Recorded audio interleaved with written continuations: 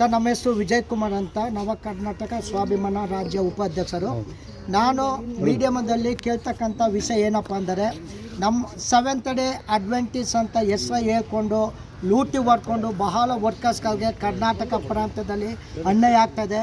ಹಾಸ್ಪಿಟ್ಲಲ್ಲಿ ಇದು ಮೊದಲನೇದಲ್ಲ, ಸುಮಾರು ಡೆತ್ಗಳಾಗಿದೆ. ಯಾರೇ ಕೇಳಲಿಕ್ಕೆ ಹೋದರೂ ದುಡ್ಡುಗಳನ್ನ ಕೊಟ್ಟು ಆ ದೊಡ್ಡ ಪ್ರಭಾವ ವ್ಯಕ್ತಿಗಳ ಸಹಾಯದಿಂದ ಎಲ್ಲರಿಗೂ ಧಮಕಿ ಹಾಕ್ಕೊಂಡು ಹೋಗ್ತಾ ಇದ್ದಾರೆ.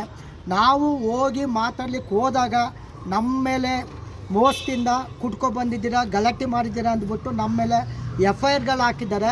ನಾವು ಹೋಗಿರ್ತಕ್ಕಂಥದ್ದು ಒಂದು ಶಾಲೆಲ್ಲ ಅಥವಾ ಫ್ಯಾಕ್ಟ್ರಿಲ್ಲ, ಮಲ್ಟಿ ಸ್ಪೆಷಲಿಸ್ಟ್ ಹಾಸ್ಪಿಟ್ಲಿಗೆ ಹೋಗಿರುವಾಗ ಪೊಲೀಸರ ಸಮೂಹದಲ್ಲಿ ನಾವು ಹೋಗಿದ್ದು.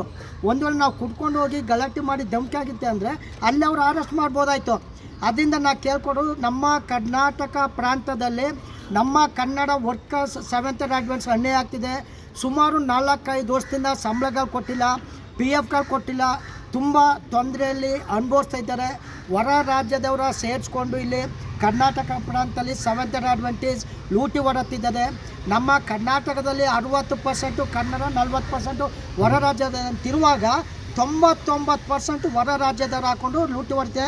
ಅದಕ್ಕೆ ನಿಮಗೆ ಬೇಕಾದ ದಾಖಲಾತಿ ಯಾವ ಸಮಯದಲ್ಲಾದರೂ ನೀವು ಕೇಳಿದ್ರೆ ನಾನು ಕೊಡಲಿಕ್ಕೆ ಸಿದ್ಧ ಆಗಿದ್ದೀನಿ. ದಯವಿಟ್ಟು ಇದರ ಬಗ್ಗೆ ಕಾನೂನು ಕ್ರಮ ಜರುಗಿಸ್ಬೇಕಂತ ನಾನು ನಿಮ್ಮಲ್ಲಿ ವಿನಂತಿ ಮಾಡ್ಕೊಳ್ತೀನಿ. ಧನ್ಯವಾದಗಳು.